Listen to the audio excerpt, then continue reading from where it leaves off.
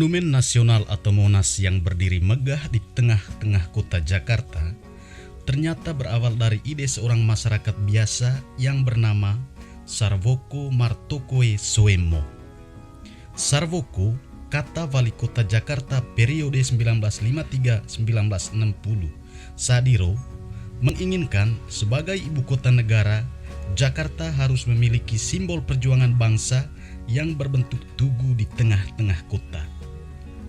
Alhasil, keinginan Sarwoko sampailah ke telinga Soekarno. Soekarno yang pada waktu itu menjabat sebagai presiden menyambut baik keinginan Sarwoko. Pada tanggal 17 September 1954, terbentuklah panitia pembangunan Tugu Monas di rumah dinas Wali Kota Jakarta. Panitia itu terdiri dari 7 orang, Sarwoko sebagai ketua dan Sudiro sebagai pembantu umum.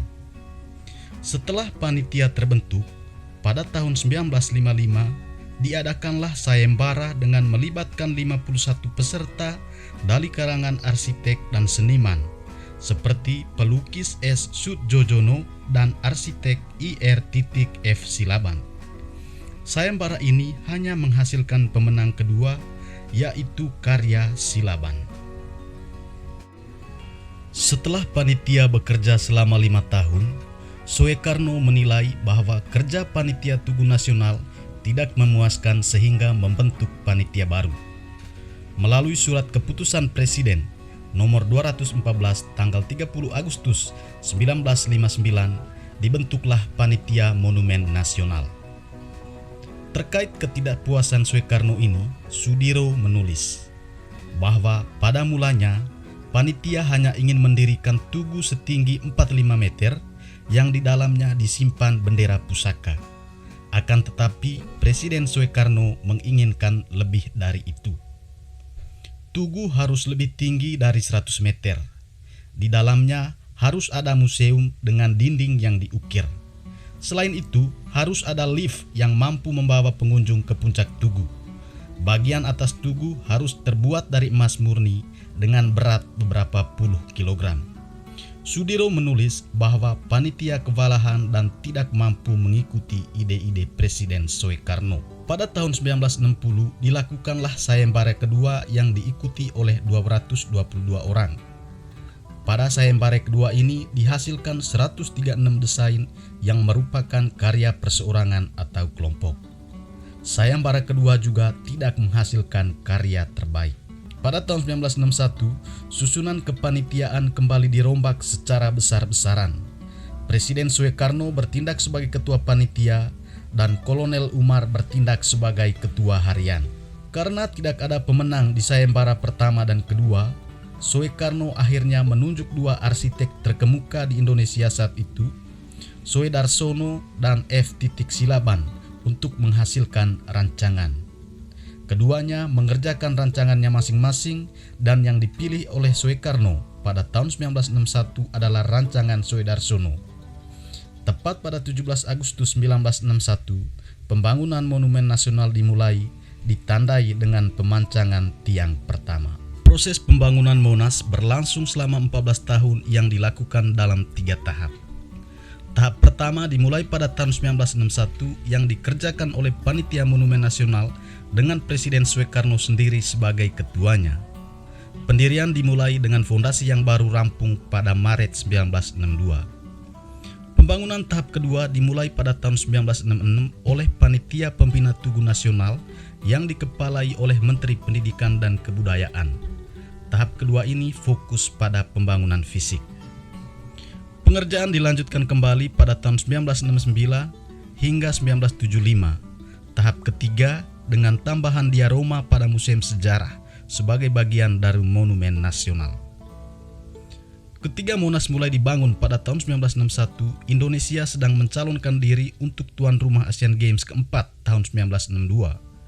Bersama dengan Monas, dibangun pula Tugu Selamat Datang, Gelora Bung Karno, dan Hotel Indonesia. Pembangunan tersebut ditujukan untuk menampilkan kebesaran bangsa Indonesia di mata dunia. Kebesaran itu salah satunya ditandai dengan pendanaan Monas yang berasal dari partisipasi masyarakat Indonesia. Pemerintah mencanangkan sumbangan wajib untuk pengusaha bioskop setanah air. Dalam kurun waktu November 1961 hingga Januari 1962, tercatat 15 bioskop di Indonesia berhasil mengumpulkan dana sebesar 49 juta lebih. Sumbangan lain datang dari Teuku Markam, seorang pengusaha dari Aceh yang memberikan sekitar 28 kg dari total 38 kg emas yang dipasang di puncak Tugu. Kawasan Monas baru dibuka untuk umum melalui surat keputusan Gubernur DKI Jakarta Ali Sadikin nomor CB 11-1-57-72 pada tanggal 18 Maret 1972. Gubernur membuka kawasan bagi rombongan atau organisasi atau murid sekolah atau mahasiswa ke ruang tenang dan ruang museum. Pada waktu itu, pengunjung dikenai biaya masuk Rp100. Baru pada tahun 1973, Gubernur Ali mempersilakan pengunjung untuk naik sampai pelataran puncak Monas. Pada 10 Juni 1974, Gubernur meresmikan taman di bagian barat Monas disebut Taman Ria yang dihiasi air mancur yang dapat menari dan menyanyi. Pembangunan berakhir pada tahun 1975 dan monumen diresmikan pada 12 Juli 1975 oleh Presiden Soeharto. Total dana yang dikeluarkan untuk pembangunan Monas sejak bulan Agustus 1961 sampai 1965 sebesar 58 miliar rupiah, termasuk pengeluaran devisa $5.773 Amerika Serikat. Pada periode 1966-1968, Panitia Monas telah mengeluarkan dana sebesar 59,9 juta rupiah. Untuk periode 1969 sampai 1970, dalam ketentuan anggaran Replita, biaya pembangunan sebesar 83 juta rupiah. Adapun biaya untuk perawatan dan keperluan rutin tiap bulan pada saat itu berkisar 2-3 juta rupiah dan penerangan lampu-lampu di Jalan Silang Monas dan kompleks bangunan Tugu sendiri mencapai Rp750.000 per bulan. Untuk rencana pembangunan tahun 1970-1971 ditambah dana sebesar 90 juta rupiah. Makna arsitektur dan bagian penting monumen nasional. Arsitektur dan dimensi Monas mengandung unsur khas Indonesia. Bagian paling utama adalah tugu yang menjulang tinggi dengan pelataran cawan yang luas mendatar di atasnya.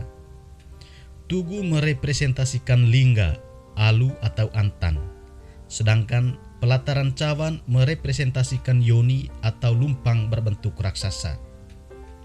Antan dan lumpang adalah salah satu alat rumah tangga yang khas di Indonesia. Yoni dan lingga mewakili unsur laki-laki dan perempuan. Lingga berarti palus, alat kelamin laki-laki. Sementara yoni berarti vulva, alat kelamin perempuan. Dalam masyarakat Hindu, lingga yoni melambangkan kesuburan, suatu dualisme yang menjadikan alam semesta seimbang yang juga dimaknai sebagai kehidupan. Lapangan Merdeka dipilih sebagai lokasi bangunan Tugu Nasional karena berbagai alasan. Lapangan Merdeka berada di tengah-tengah ibu kota. Selain itu, lapangan tersebut memiliki luas yang ideal, dikelilingi oleh gedung-gedung penting pemerintah, serta memiliki nilai sejarah. Di atas lapangan berbentuk trapesium, dengan luas 800 meter persegi ini dibangun bagian penting Monas yang meliputi Tugu, pelataran puncak, pelataran cawan, ruang kemerdekaan, museum sejarah, relief sejarah, dan patung Diponegoro. Tugu dan lidah api. Tugu Monas setinggi 132 meter. Di puncaknya terdapat lidah api yang terbuat dari emas sebesar 38 kg. Pada tahun 1995, berat emas ditambah menjadi 50 kg. Lidah api merupakan lambang perjuangan. Pelataran puncak. Pelataran puncak Tugu Nasional berukuran 11 x 11 meter dan berada pada ketinggian 115 meter dari halaman Tugu Nasional. Pengunjung naik ke atas menggunakan lift. Dari pelataran berkapasitas 50 orang ini, pengunjung dapat melihat pemandangan ibu kota dengan teropong. Pelataran cawan. Pelataran cawan berbentuk lumpang segi 4 yang melingkari badan Tugu Nasional. Pelataran ini berukuran 45 x 45 meter, terletak pada ketinggian 17 meter dari halaman Tugu Nasional. Dari pelataran cawan ini, pengunjung dapat melihat area Taman Monas seluruhnya. Ruang Kemerdekaan. Ruang kemerdekaan disebut juga ruang tenang, ruang untuk mengheningkan cipta. Ruangan ini terletak di dalam cawan Tugu Nasional dan berbentuk seperti amphitheater tertutup. Di bagian tengahnya terletak dinding persegi 4. Di dalam ruangan ini tersimpan naskah proklamasi, lambang negara, dan peta kepulauan NKRI. Museum Sejarah. Museum ini menghadirkan 51 diorama yang menggambarkan perkembangan Indonesia secara kronologis.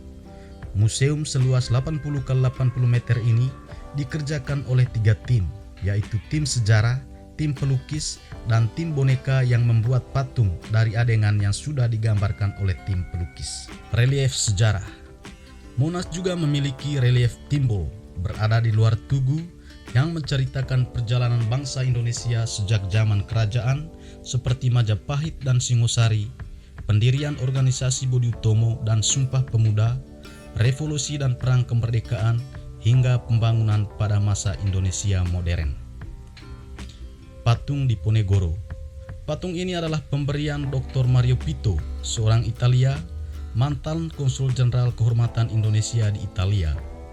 Pemahatannya adalah Profesor Cobertaldo. Patung yang menambah kesan keagungan perjuangan bangsa ini terletak di bagian utara Taman Monas.